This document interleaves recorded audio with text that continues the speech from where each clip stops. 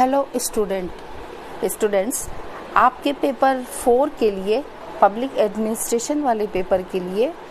हम अध्ययन कर रहे थे सार्वजनिक वित्त पर संसदीय नियंत्रण के रूप में जो लोक लेखा समिति होती है वो किस प्रकार से नियंत्रण रखती है। लोक लेखा समिति ने बहुत ही अच्छा कार्य करते हुए संसद के समक्ष सरकार के द्वारा जो नीतियां अपनाई गई, जो तरीके अपनाए गए, जो दोषपूर्ण या अवास्तविक थे, उसकी ओर संसद का ध्यान आकर्षित किया और उसने हर बार जहां भी उसे आवश्यकता महसूस हुई उसने ये बताया कि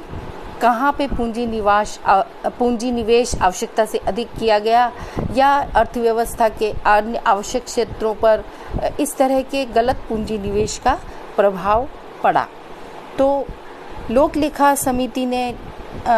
कई इस तरह के उदाहरण प्रस्तुत किए और उसने सिफारिशों को लागू कराने का भी प्रयास किया। वो कई बार सिफारिश भी करती है और सरकार के लिए समिति की हर सिफारिश मानना हालांकि अनिवार्य नहीं है, लेकिन व्यवहार में सरकार ये कोशिश करती है कि समिति की सिफारिशों को क्रियान्वित करे। और समिति की सिफारिशें 3 तरह के संदर्भ में विभाजित की जा सकती हैं। जो सिफारिश पहली है वो है वित्तीय प्रशासन से संबंधित मुद्दों पर समिति सुझाव देती है, जैसे समय पर लेखा और प्रतिवेदन प्रस्तुत करना। कई बार ये समय के बाद में प्रस्तुत किया जाता है। जो देरी के कारण जो नुकसान होते हैं अर्थव्यवस्था को, उस नुकसान से काबू पाने के लिए, उस नुकसान पर काबू पाने के लिए समिति ये सुझाव हमेशा देती है कि लेखा और प्रतिवेदन समय पर प्रस्तुत किए जाएं। बजट और ओवर एक्सपेंडिचर यानी अति व्यय पर नियंत्रण किया जाए।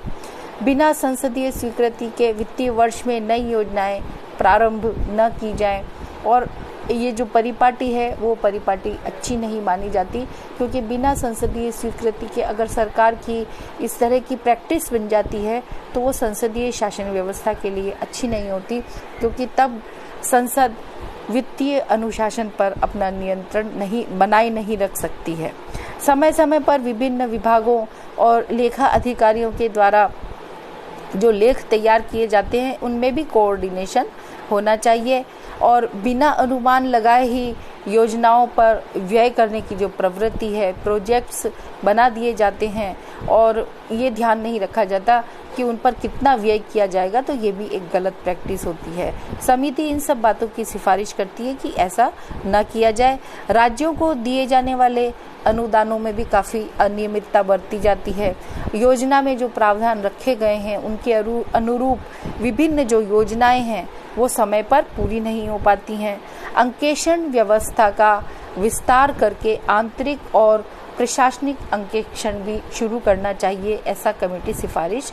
करती है। और इन सब मसलों पर को गंभीर मानते हुए लोक लेखा समिति अपने सुझाव प्रस्तुत करती रहती है। वास्तव में ये जो समिति के द्वारा इस संबंध में जो सुझाव दिए जाते हैं वो अत्यंत महत्वपूर्ण होते हैं। इस संबंध में ये महत्वपूर्ण इसलिए होते हैं क्योंकि अगर वित्तीय अनुशासन का ध्यान नहीं रखा जाता है, बिना अनुमान के योजनाओं पर खर्च किया जाता है, लोक लेखा अधिकारियों के द्वारा प्रस्तुत विवरणों में अगर कोऑर्डिनेशन नहीं होता है तो सार्वजनिक धन का बड़ी तेजी से दुरुपयोग होता है और जो सरकार जिस राजस्व को प्राप्त करती है, जिन सरकार की जो आय के स्रोत होते हैं वो अगर गलत दिशा में व्यय होते हैं तो इससे भारत की जो आर्थिक समस्याएं हैं उन पर काबू प्राप्त करना मुश्किल हो जाता है। गरीबी और बेरोजगारी जैसी समस्याएं नहीं निपट पाती हैं और इसके अलावा और नई समस्याएं उत्पन्न हो जाती हैं। सरकार को राजकोषीय घाटा लेना पड़ता है। तो जो ये समिति होती है पब्लिक अकाउंट कमेटी, इसकी सिफारिशों पर सुझाव पर अमल करना सरकारें करती हैं और वो सरकारों को करना चाहिए। ये बहुत ही महत्वपूर्ण है। दूसरी जो सिफारिश है वो है प्रशासनिक मामलों में लोक लेखा समिति की सिफारिशें होती हैं। प्रशासकों के जो अधिकार होते हैं और जो उन्हें उपयोग करने की जो स्वतंत्रता दी जाती है, उस संबंध में प्रशासकों के द्वारा नियमों की अवहेलना की जाती है और इन नियमों की अवहेलना के कारण कई बार आर्थिक क्षति राज्य को उठानी पड़ती है, डिपार्टमेंट्स को उठानी पड़ती है, अल्टीमेटली वो देश को उठानी पड़ती है। तो इस संबंध में जो जिम्मेदार अधिकारी हैं उनको भी दंडित करने की व्यवस्था होनी चाहिए और इस तरह की रिकमेंडेशंस या अनुशंसा लोक लेखा समिति करती है और लोक लेखा समिति के द्वारा विभिन्न प्रतिवेदनों में इस तरह की जो रिकमेंडेशंस की गई है, सरकार से ये आशा की जाती है कि वो इन रिकमेंडेशंस पर कार्य करे और इनको मानने का प्रयास करे। कुछ अन्य सामान्य मामलों में लोक लेखा समिति सरकार के जो विभिन्न ठेके होते हैं, ठेकेदारी की शर्तें होती हैं, भंडारण या स्टोरेज होते हैं, कार्यशालाएं या वर्कशॉप्स होती हैं और जो सुरक्षा कारखानों में पाई जाने वाली अनियमितताएं होती हैं, उनकी ओर भी सरकार का ध्यान लोक लेखा समिति आकर्षित करती रहती है। तो इस तरह से ये स्पष्ट है कि लोक लेखा समिति के द्वारा जो भी कार्य किए जाते हैं वो देश के वित्तीय प्रशासन के लिए बहुत ही महत्वपूर्ण साबित होते हैं और एक संसदीय शासन व्यवस्था के सफल संचालन के लिए, संसदीय शासन व्यवस्था की सफलता के लिए इस लोक लेखा समिति की जो लोक लेखा समिति है उसको एक इस महत्व प्रदान करना बहुत ही आवश्यक होना चाहिए। कुछ समितियों की भी शिकायतें होती हैं। समिति ये शिकायत करती है कि उसकी जो सिफारिशें हैं उसको सरकार के द्वारा गंभीरता से नहीं लिया जाता है और उसको एक औपचारिक माना जाता है और जब तक किसी चीज़ को सरकार औपचारिक मान लेती है, फॉर्मेलिटीज़ मान लेती हैं और उस पर अमल नहीं करती है तो लोक लेखा समिति के द्वारा की गई मेहनत बेकार चली जा सकती है। ऐसा कहा जा सकता है कि अगर सिफारिशों पे ही अमल नहीं किया जाएगा तो फिर सुधार संभव नहीं है। तो लोक लेखा समिति भी ये आशा करती है और देश की जनता भी ये आशा करती है कि जब भी कोई अनियमितता इसके द्वारा बतलाई जाती है तो सरकार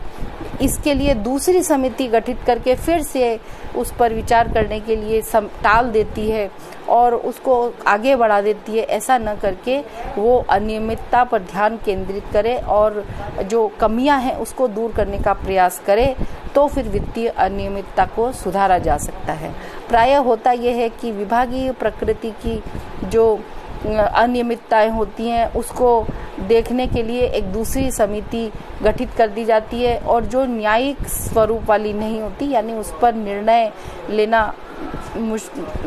लेना जरूरी भी नहीं होता और न वो निर्णय दे सकती है, वो सिर्फ एक तरह से छानबीन करती हैं। तो ऐसी समितियों का कार्य एक तरह से काम जो टालने का प्रयास होता है, असल में समस्या की जड़ तक जाना और उसको सुधारना नहीं होता है। तो इसलिए समिति प्रायः इस तरह की शिकायत करती है लोक लेखा समिति के उसके द्वारा जो गहन परीक्षण करके निष्कर्ष निकाले गए, रिकमेंडेशन दी गई है, उसको नहीं माना जाता है सरकारों के द्वारा। और कई बार सरकारें अपने मंत्रालयों को बचाने का, अपने मंत्रियों को बचाने का कार्य करती है, विभागीय अधिकारियों को बचाने का कार्य करती हैं और वो ये सिद्ध करने में भी लगी रहती हैं कि उसने जो कुछ काम किया था वो किसी वजह से सही ही किया था। तो इस तरह से लोक लेखा समिति के कार्य का अगर महत्व नहीं दिया जाएगा तो संसदीय शासन व्यवस्था भी अपने आप में सफल नहीं हो पाएगी।